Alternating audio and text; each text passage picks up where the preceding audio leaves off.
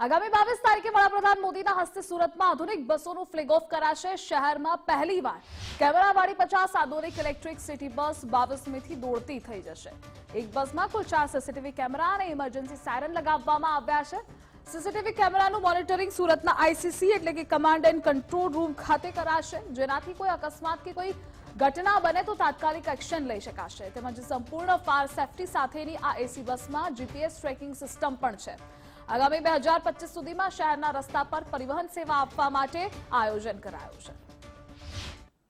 લોકોને સેફટી માટે બહુ સારા છે, ચૂંકि એમાં જે બી પેસેન્જર આવે તો પેસેન્જર છે કેટલા પેસેન્જર આવ્યા એ બધા સેન્સર તેમને ફીલ થઈ જાય ને એને અમારા કંટ્રોલ સેન્ટર જે બી છે એ અમારા જે બી અમારા ડેશબોર્ડ એ કન્સોલ પર રિયલ ટાઈમ અમને રિફ્લેક્ટ થાય ને એના કારણે જે બી ટિકટિંગ પિલફરેજ જે થાય છે તો દેટ કેન બી અવોઇડેડ ને પેસેન્જરની સેફટી જ્યારે કહીએ તો એ કેમેરાથી એને આગળ બી જે છે ડેશ કેમ લાગેલો છે, તો જ્યારે બી કોઈ હોનરાત થાય તો એને બી અમને સામેથી ઇમ્પેક્ટ જે છે ને પ્રી ઇમ્પેક્ટ અમને વિડીયો મળે, તો એ ફોર જ્યુડિશિયલ પ્રોસિડિંગ જ્યારે બી અમારા એ આવે તો ત્યારે it will be very handy, એક અમારે વિડીયો પ્રૂફ થઈ જાય। શહેરીજનોની સુવિધામાં વધારો થવા જઈ રહ્યો છે। આગામી 22 તારીખે વડાપ્રધાન નરેન્દ્ર મોદીના હસ્તે નવી આધુનિક બસોને ફ્લેગ ઓફ કરાશે।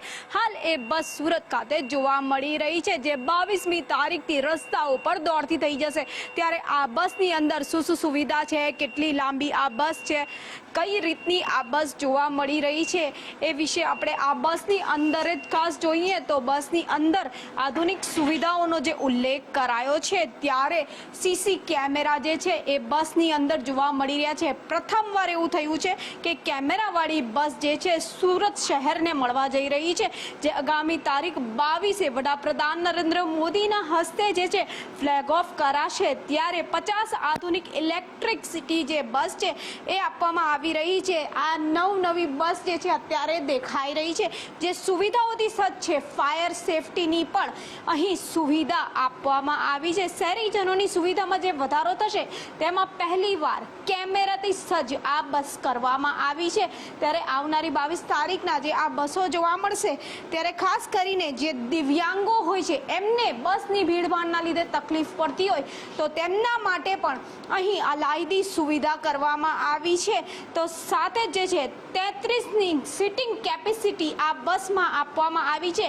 12 મીટરની લાંબી આ બસ કહી શકાય છે। આ બસ સીસી કેમેરાથી સજ્જ કરવામાં આવી છે। એક સાયરન પણ અહીં બતાવવા માંગીશ, આ એક બટન છે। ટ્રેનોની અંદર તો આપણે જોઈએ જ છે કે કંઈક ઇમરજન્સી હોય તો દબાઈ શકાય, પરંતુ આ બટન જો અહીંથી પ્રેસ કરવામાં આવે ને તો એ બટન પ્રેસ થવાની સાથે જ જે છે બટન જો આ ઉપર કરીએ તો સાથે જ અહીંથી આગળ જે ડ્રાઈવર છે તેને સીસી કેમેરાનું મોનિટરિંગ જ્યાં થશે એટલે કે કમાન્ડ એન્ડ કંટ્રોલ રૂમ, ત્યાં આ સાયરન દાબ્યા બાદ જે પણ વ્યવસ્થા હશે, જે પણ અહીંયા તકલીફ સર્જાઈ હશે કે અકસ્માત થશે, એની પોતાની જે રિપોર્ટ છે એ એક પેસેન્જર પોતે પણ ત્યાં કરી શકશે। એટલે તાત્કાલિક મનપાને એનો અંદાજો થઈ જશે। સિટિંગ વ્યવસ્થા પણ અહીં જોવા મળી રહી છે, કારણ કે 12 મીટરની આ લાંબી બસ કરવામાં આવી છે।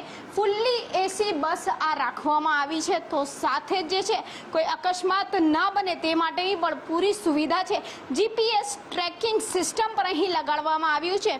હાલ સુરત ખાતે કહી શકાય કે 700 જેટલી બસો બીઆરટીએસ કહો, ઇલેક્ટ્રિક કહો, એ દોડી રહી છે, જેમાંથી ડીઝલ અને પેટ્રોલ કે પછી સાથે જ જે છે આ ઇલેક્ટ્રિક બસ જે છે એ દેખાઈ રહી છે।